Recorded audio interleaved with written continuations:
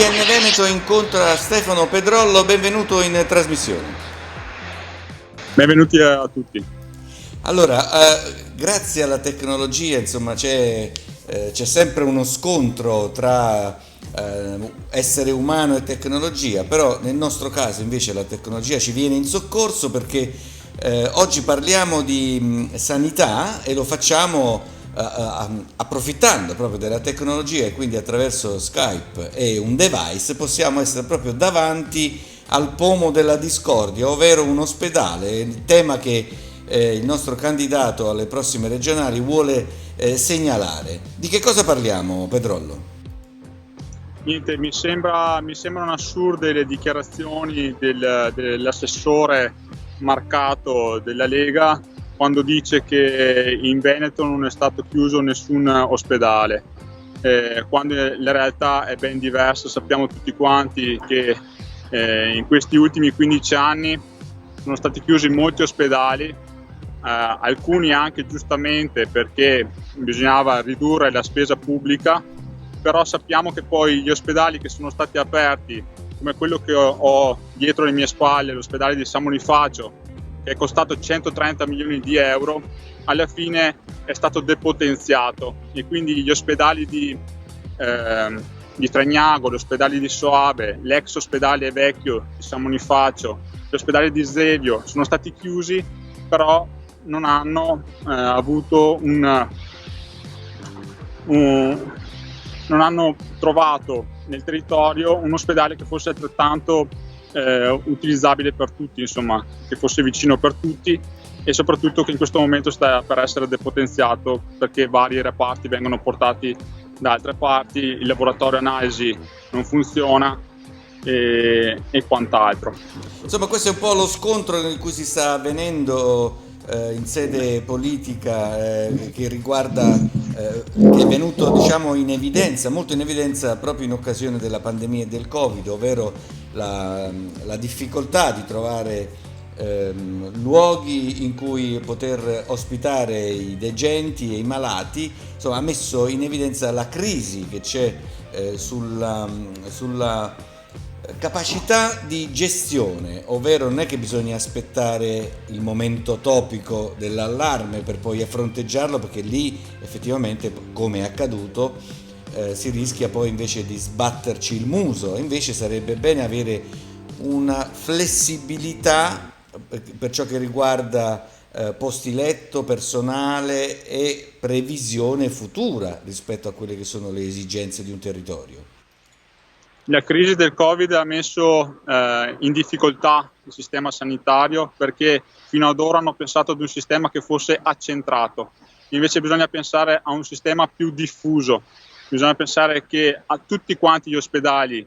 che sono stati riaperti in questo momento devono continuare a rimanere aperti, fare un servizio vicino ai cittadini e continuare su questa strada. Bisogna pensare a una medicina di prossimità vicina alla gente e non accentrare e mettere tutti quanti i malati, i pazienti in una stessa struttura. Bisogna sicuramente trovare quelle strutture di qualità, di eccellenza, dove devono essere fatte determinate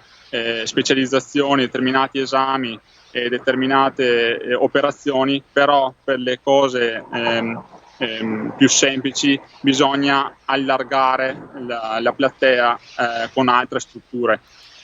Non solo, in questo momento c'è anche la difficoltà perché mancano i medici di base e mancano appunto quelle strutture intermedie tra il pronto soccorso e l'ospedale vero e proprio. E la figura del medico di base era quella figura a metà che le famiglie utilizzano per avere un primo consulto, che in questo momento sta mancando. Nella visione della regione c'erano questi poliambulatori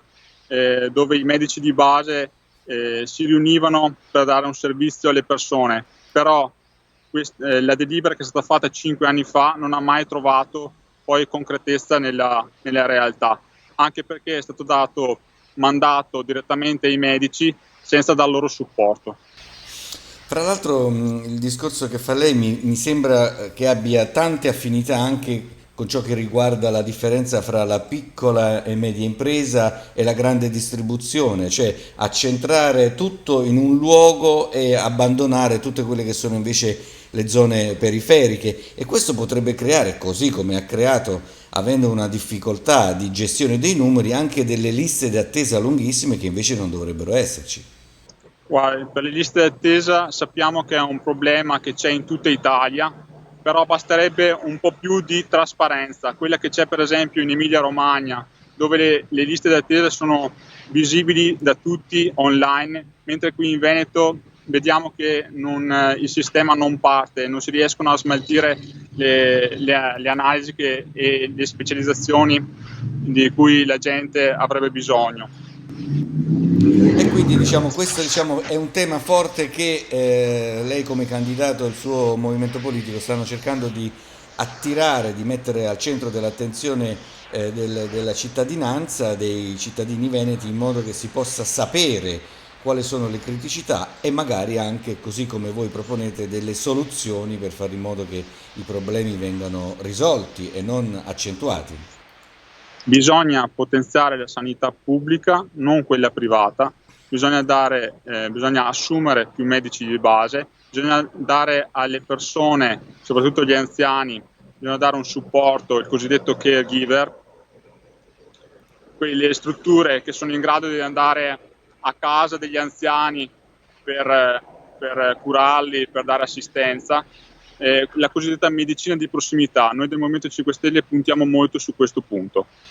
D'accordo, grazie Pedrollo di essere stato nostro ospite. Noi restiamo a disposizione di chiunque abbia temi da sottoporre all'attenzione pubblica attraverso il nostro canale, e la rimandiamo a una prossima occasione per poter parlare di temi importanti per il Veneto.